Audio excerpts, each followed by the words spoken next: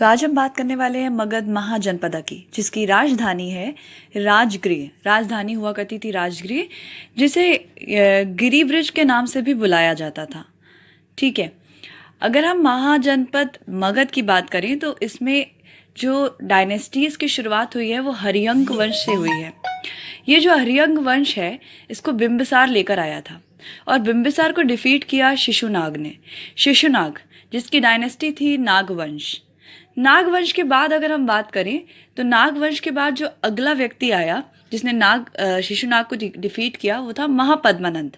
और महापद्मानंद जो है नंद डायनेस्टी का स्थापना करने वाला था। और इसके बाद आती है एक बहुत ही इंपॉर्टेंट डायनेस्टी जिसे मौर्य डायनेस्टी कहा जाता है और इसकी स्थापना की थी चंद्रगुप्त मौर्य ने।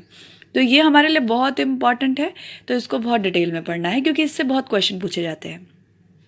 लेकिन हम सारी डायनेस्टीज की बात करेंगे। बिंबिसार की बात करते हैं सबसे पहले, जिसने हरियंक वंश की स्थापना की थी। अभी इस वंश के बारे में अगर हम बात करें तो इस वंश में बिंबिसार जो इसका स्थापना करने वाला था वो बौद्ध धर्म का अनुयायी था।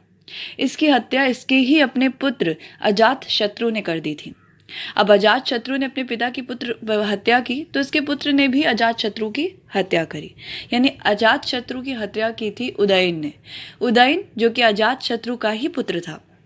लेकिन उदयन के बारे में एक बात इंपॉर्टेंट है कि इसने सोन और गंगा नदी के तट पे एक जगह की स्थापना की थी, पाटलिपुत्र। पाटलिपुत्र की स्थापना किसने की थी? उदयन ने। ये बार बार एग्जाम में पूछा जाता है। तो ये हमारे बिंबिसार के द्वारा स्थापित की गई हरियंक डायनेस्टी। इसके बाद आता है महापद्मानंद जिसने नंद डायनेस्टी की स्थापना की।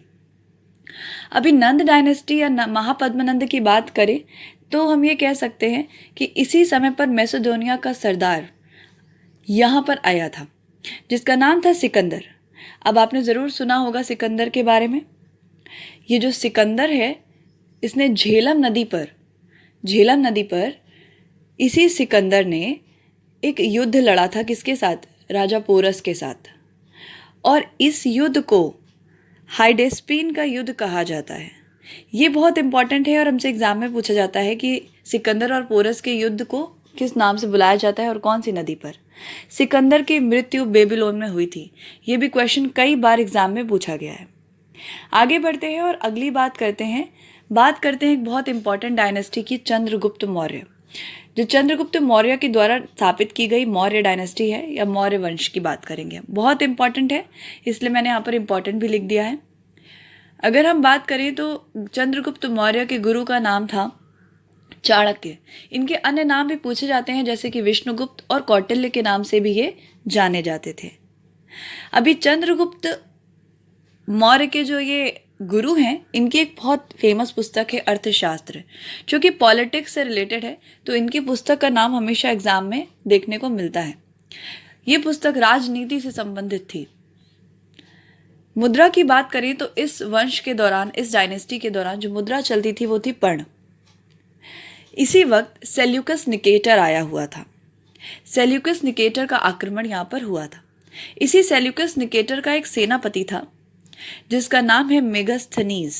आपने ज़रूर इसका नाम सुना होगा, मेगास्थनीज। तो मेगास्थनीज ने एक पुस्तक लिखी थी जिसका नाम है इंडिका। ये भी एग्जाम में पूछा जाता है, हमारे लिए इंपॉर्टेंट है। अगर हम बात करें इस चंद्रगुप्त मौर्य के अंतिम समय की, तो ये अंतिम समय में जैन धर्म का अनुयायी था और इसकी मृत्यु उपवास करते करते श्रवण बेलगोला में ही हुई।